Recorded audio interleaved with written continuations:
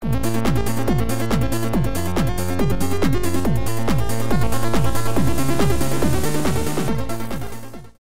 everyone, Milkman234 here, and welcome to the 75th episode special on Forgotten Media. Yay!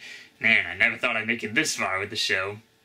Well, as usual, I like to do something special with these milestone episodes. So in the past, I've done Vector Man and Media Play, so for this episode, I like to do a brief retrospective on the Sonic the Hedgehog comics made by Archie Comics, as well as talk about some of the unreleased and cancelled issues and graphic novels.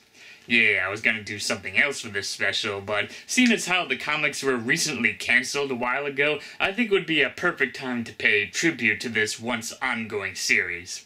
So let's get started. Ah yes, Archie Sonic, the longest running comic series based off of a video game. My first introduction to the comics was back in issue 126, which was the beginning of the Tossed in Space arc, which is a pretty odd way to start off the Archie Sonic comics. At that time, I was fairly new to Sonic since Sonic Heroes was the first game I played in the series, but the comics really sparked my interest with its exclusive stories and characters. I soon subscribed to the company, and I was able to get the latest issues of Archie Sonic every month, unless there was a delay.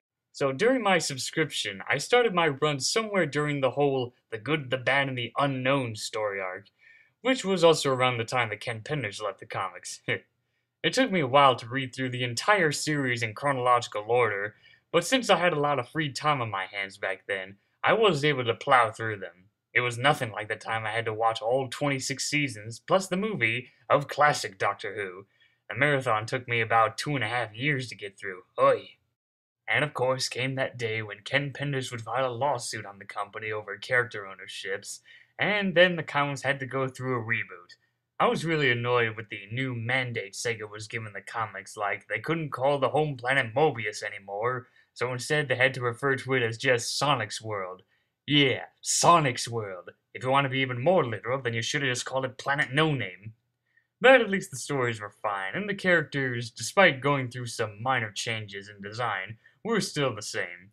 The stories in the new continuity were good, not really any big stinkers to me. Besides, it was better than the other current versions. Around that time, the Sonic games really started to lose their luster for me in both gameplay and story. Not to mention how they were relying too heavily on nostalgia nowadays, rather than doing something new. As for Sonic Boom, I never bothered with the games, but I tried to give the TV show a chance, and it was just flat out rubbish. So, for a time, the comics was the only source of ongoing Sonic media I continued to follow. But then another lawsuit occurred, this time from Scott Phillips over royalties and suing them for the graphic novel reprints.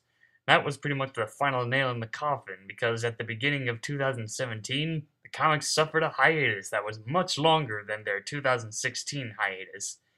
And then, on July of 2017, they officially announced the cancellation of Archie Sonic comics.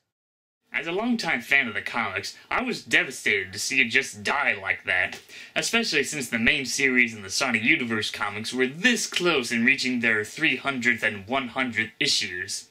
So, as a tribute to this once ongoing series, it's time to take a look at all of the issues and reprints that were never released. Now, I'll start off with the graphic novels first, since there's a lot of them on the list, but I'll try skimming them over as quickly as I can, since I don't really have much to say about them. First up is Sonic Archives, a graphic novel series reprinting the old stories from the main series. They were able to reprint the first 91 issues in 24 volumes. There was also going to be a lot more, but they ended up being cancelled. The ones that were shown but never got released were Volume 25, containing issues 92 through 95, and Volume 26, containing issues 96 through 99. One interesting thing about Volume 26 was that we never got to see the official cover. All we had was just this placeholder that was just recycling the cover from issue 96. Next is the Knuckles Archives, a graphic novel series reprinting the Knuckles the Echidna comics that lasted for about 32 issues. Originally, there was going to be 6 volumes reprinting all of the issues, but only 4 of them were released, and only 21 issues in the Knuckles comics, plus the Knuckles miniseries. Now, of course, like the previous covers, Volume 5 kept that whole Genesis/Japanese art style for the characters, but Volume 6's cover was designed by Rafa Knight, best known for her 3D imagery and has done some artwork for various covers of the comics. Sonic Universe graphic novels, reprinting story arcs of Sonic Universe issues from the comic's original continuity.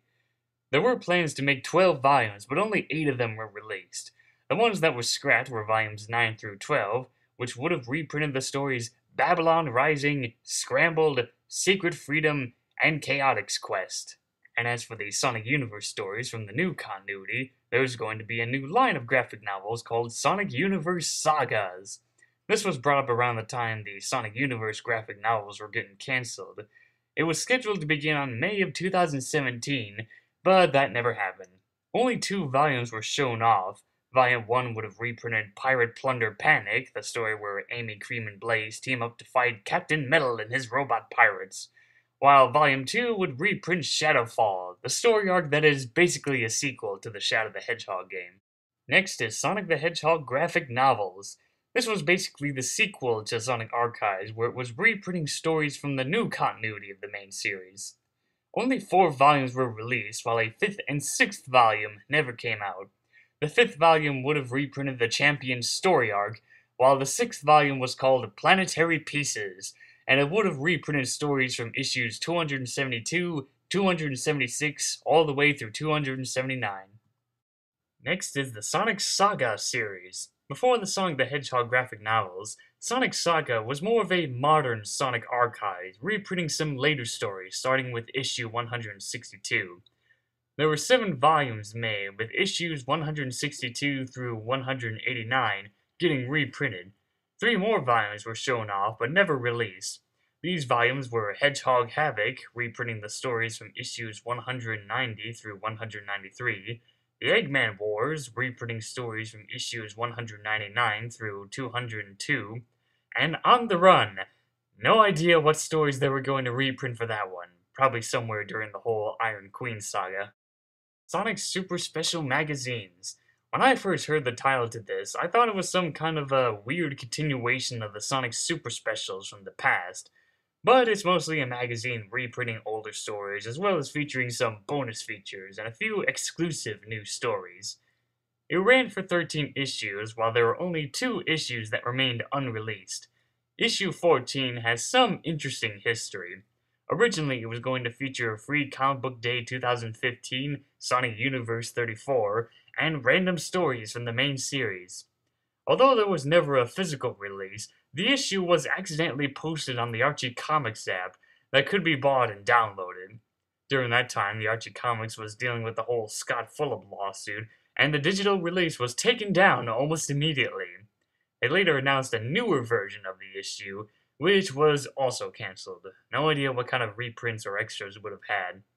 As for issue 15, it was moved over to Sonic Super Digits series, while still keeping the exclusive story about Razor the Shark and his backstory.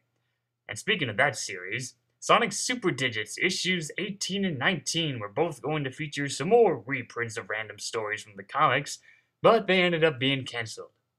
And that's about it, really. The Best of Sonic the Hedgehog, another collection of reprints that were chosen specifically by the staff and crew of the Sonic comics.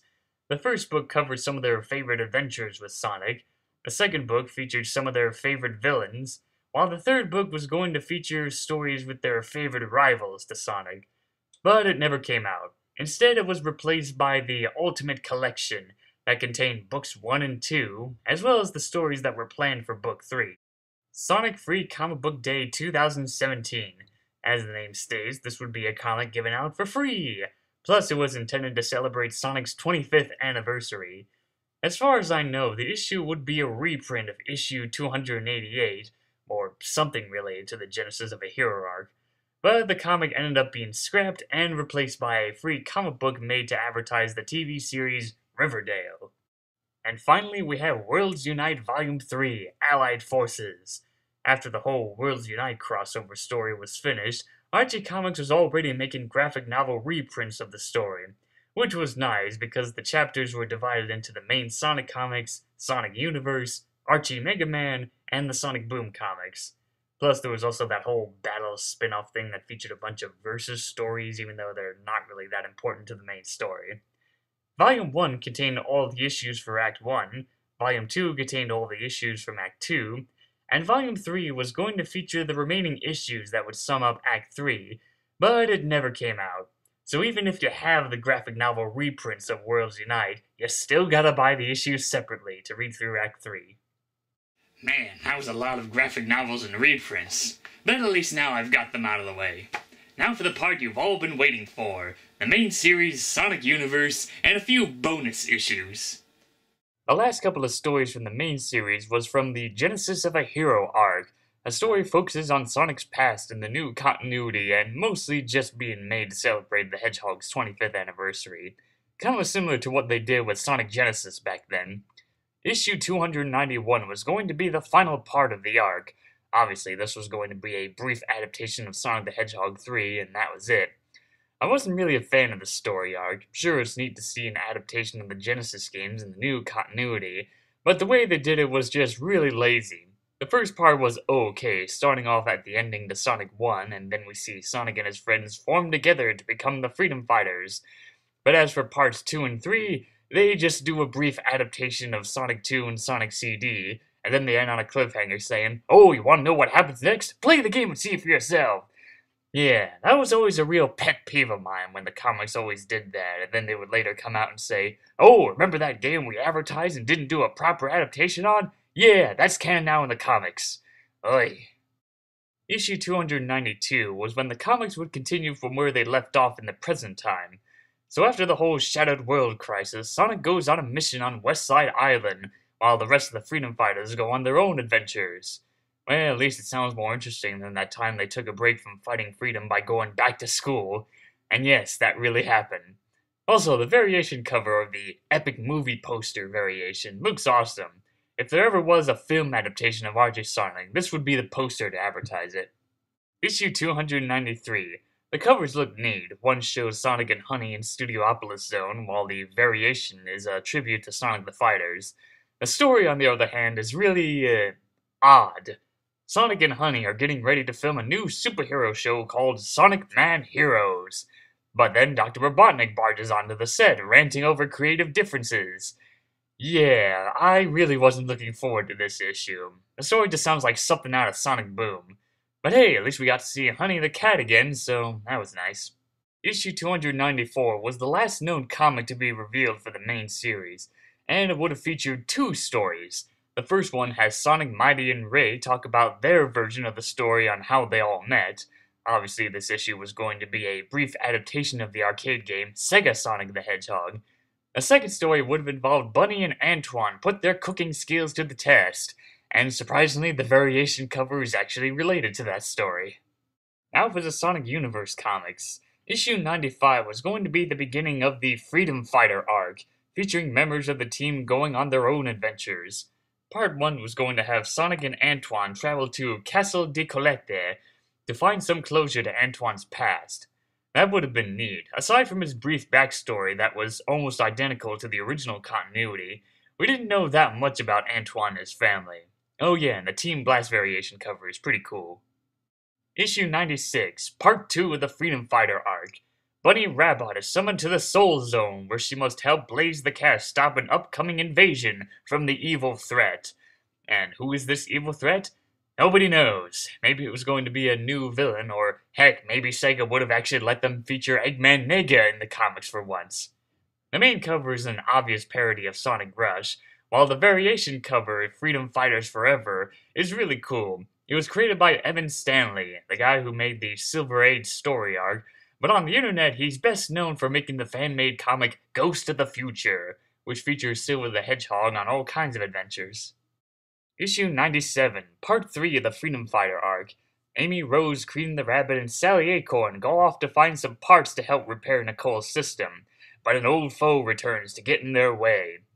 My guess for this returning foe was going to be either the return of Phage or the return of the Tails doll, since they both have had a hand in meddling with Nicole's programming.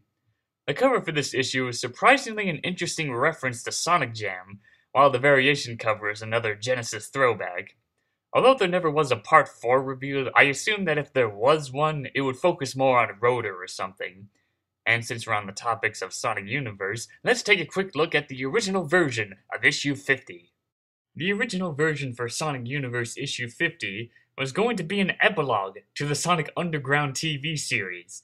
Yeah, that's really odd. But then again, it's rather interesting because when it comes to Sonic in TV shows, there always seems to be some kind of a curse for the Hedgehog and how he can't have a proper ending without some unanswered questions or ending on a cliffhanger. So this issue was actually going to wrap things up for Underground.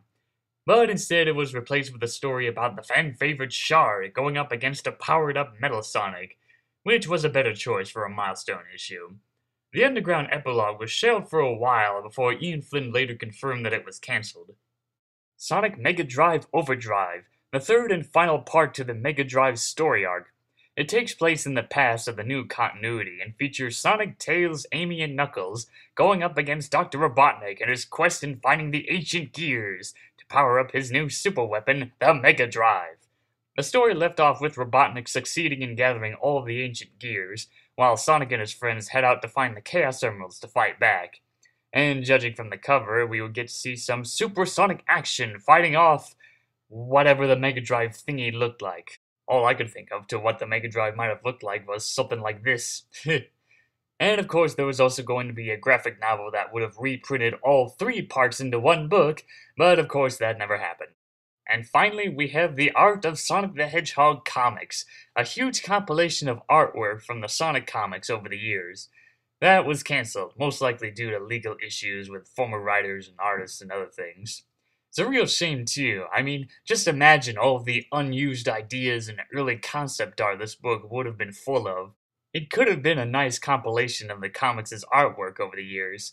Oh well, at least we still have the complete Sonic Comic Encyclopedia, which mostly acts as an encyclopedia all about the original continuity of the comics. Well, that covers all of the cancelled and unreleased issues of Archie Sonic comics. It's a real shame a lot of these never came out, which pretty much left a lot of stories incomplete and leaving them off on a cliffhanger, just like what happened with the old continuity of the comics. But if we want to look at it in a different way, then we could completely ignore the Genesis of a Hero arc and consider issue 287 to be the proper finale to the Archie Sonic comics. Now, I'm already aware that IDW got the rights to make Sonic comics next year, and I don't have much interest in reading them. I have nothing against the company, I just feel like the IDW Sonic comics won't have as much creative freedom as Archie or Fleetway had back in the day. Sega was really strict about what Archie Sonic can and cannot do in the new continuity, so I feel like IDW's take would be too much like the games. That, and the fact that the company has made a lot of short-lived comics based off of video games doesn't help either. Well, thanks again everyone for sticking around this long on Forgotten Media. I still can't believe I managed to reach 75 episodes on this low-budget series. Just think, only 25 episodes away from reaching the 100th episode special, and maybe even more after that, because when there's popular media, there will always be forgotten media. And until then, this is Melting Man 234 signing out.